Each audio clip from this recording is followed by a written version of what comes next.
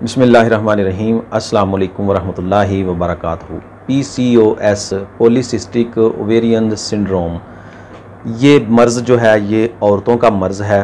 इसमें असल में हार्मोन्स जो हैं वो चेंज हो रहे होते हैं, यानी औरतों में मर्दों वाले हार्मोन्स जो हैं वो बढ़ रहे होते हैं, उनमें मर्दों वाली इलामात पैदा होती हैं। ऐसी ख़वातीन में जो है जब उनका अल्ट्रासाउंड करवाया जाता है तो उसमें बाज़ ख़वातीन की रहम में जो है वो सिस्ट थैलियाँ पानी वाली बनना शुरू हो जाती हैं। इसके अलावा उनको पीरियड की प्रॉब्लम बन जाती है। पीरियड में उनको ऐसे होता है कि बाज़ औक़ात तो पीरियड बिल्कुल बंद हो जाते हैं और बाज़ औक़ात 2 माह बाद 3 माह बाद जो है वो पीरियड जो हैं वो आते हैं। इसको इहतबासो तमस या किल्लत तमस कह सकते हैं। इहतबासो तमस यानी पीरियड का बिल्कुल बंद हो जाना और किल्लत तमस पीरियड का बहुत कम आना या कम मिक़दार में आना। मज़ीद अलामात में इसमें मोटापा जिस्म में जो है वो काफ़ी ज़्यादा हो जाता है। इसके अलावा मर्दों जैसी अलामात, चेहरे पर मर्दों की तरह बाल आना शुरू हो जाते हैं। इसके अलावा प्रेगनेंसी नहीं होती, बांझपन का मर्ज़ पैदा हो जाता है और एग्स का इखराज नहीं होता। तो ये इसकी बड़ी जो हैं अलामात हैं। तो अब चलते हैं इसको तिब्बे मुफ्रदा के मुताबिक देखते हैं कि ये कौन सी तहरीक का मर्ज़ है। मैं अक्सर अपने नाज़रीन को बताता रहता हूँ कि तिब्बे मुफ्रदा बहुत ही सादा और आसान इलाज है, यानी असाबी मर्ज़ है, उज़लाती मर्ज़ है या गुद्दी मर्ज़ है। असाबी यानी तरी वाली चीज़ें ज़्यादा खाने से मर्ज़ पैदा हुआ है, या उज़लाती खुश्की वाली चीज़ें ज़्यादा खाने से ज़्यादा मर्ज़ पैदा हुआ है, या गुद्दी यानी गर्मी वाली चीज़ें ज़्यादा खाने से मर्ज़ पैदा हुआ है। तो ये समझ लें कि ये असाबी और उज़लाती चीज़ों की कसरत इस्तेमाल से जो है औरतों में ये मर्ज़ पैदा हो जाता है। तो ये उज़लाती असाबी तहरीक का मर्ज़ है। जब हम उज़लाती चीज़ें या असाबी चीज़ें जो हैं उनका कसरत इस्तेमाल करते हैं, लाइफ़स्टाइल हमारा जो है वो बहुत ज़्यादा इस पर असरअंदाज होता है कि हम उज़लाती चीज़ें खाते हैं और कोई उज़लाती चीज़ें खाते हैं, असाबी चीज़ें खाते हैं और कोई हार्ड वर्क नहीं करते, कोई वॉक नहीं करते, कोई एक्सरसाइज नहीं करते, खाकर जब बैठे रहते हैं तो ये औरतों में इससे जो है वो मर्ज़ बढ़ जाता है। तो उज़लाती इलामात पैदा हो जाती हैं, यानी कि मर्द का मिजाज जो है वो उज़लाती है और औरत का मिजाज जो है वो गुद्दी है।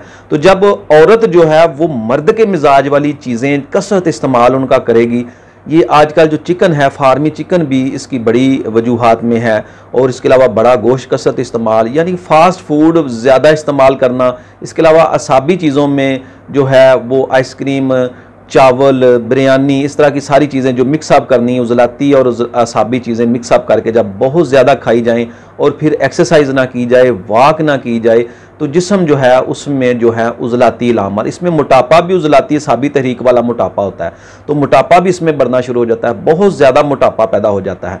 तो इससे क्या होता है कि फिर पीरियड मुतासर हो जाते हैं, ब्लड सर्कुलेशन जो है वो जिस्म में ठीक नहीं होती, खून गाढ़ा होना शुरू हो जाता है, तो औरत के रहम में जो है वो ये अलामात पैदा होनी शुरू हो जाती हैं। तो अब इसका इलाज क्या है? ये सारी उज़लाती इलामात पैदा हो जाएंगी, यानी कि औरत के हार्मोन्स में जब उसने उज़लाती चीज़ें ज़्यादा खानी है तो उज़लाती असाबी तहरीक उसके जिस्म में बन जाएगी, उज़लाती असाबी इलामात हो जाएंगे। अब इसका इलाज क्या है?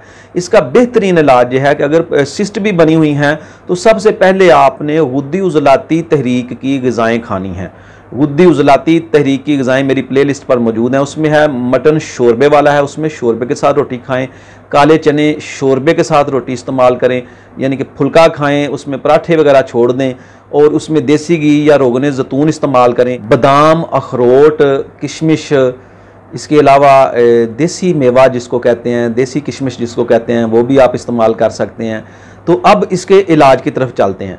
तो इलाज इसका बहुत ही सादा और आसान है। आप उज़लाती, असाबी और असाबी चीज़ें, असाबी उज़लाती चीज़ें सारी बंद कर दें और आप ग़िज़ा जो है, ग़िज़ा में सिर्फ जो है वो गुद्दी चीज़ें इस्तेमाल करना शुरू कर दें। गुद्दी उज़लाती और से गुद्दी असाबी चीज़ें, यानी गुद्दी उज़लाती चीज़ें जो है ना वो 1 माह तक, 2 माह तक इस्तेमाल करें।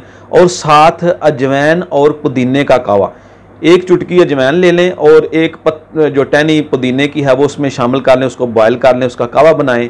कावा बनाने के बाद जो है उसमें शहद मिलाकर इस्तेमाल करें दिन में 3 बार। जब भी आपने बनाना है, ये ताज़ा बनाना है, दिन में 3 बार इस्तेमाल करें तो इंशाअल्लाह अज़ीज़ इससे पीरियड खुलकर आना शुरू हो जाएंगे, उज़लाती इलामात, मोटापा ठीक हो जाएगा।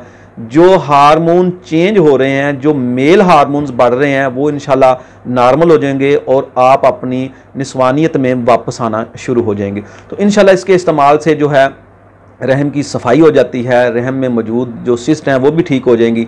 जब गुद्दी उज़लाती तहरीक का इलाज करेंगे आप, कुछ माह तक गुद्दी उज़लाती तहरीक पैदा करेंगे, यानी गर्म खुश्क ग़िज़ाएँ खाएंगे कुछ अर्सा तक, तो फिर इंशाअल्लाह अज़ीज़ आहिस्ता आहिस्ता सिस्ट भी जो हैं वो ख़त्म हो जाएंगी।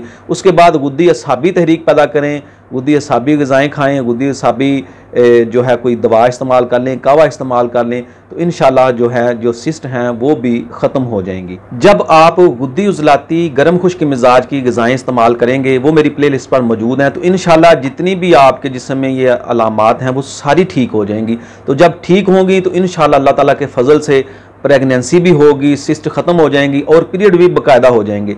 इसका इस्तेमाल मुसलसल जारी रखें 2 माह तक, 3 माह तक, दिन में 3 बार, लेकिन परहेज़ ज़रूरी है। परहेज़ में मैंने आपको बता दिया है कि मेरी प्लेलिस्ट पर मौजूद है उज़लाती असाबी और असाबी उज़लाती, असाबी गुद्दी, ये सारी ग़िज़ाएँ आपने नहीं खानी, 3 माह तक, 4 माह तक नहीं खानी।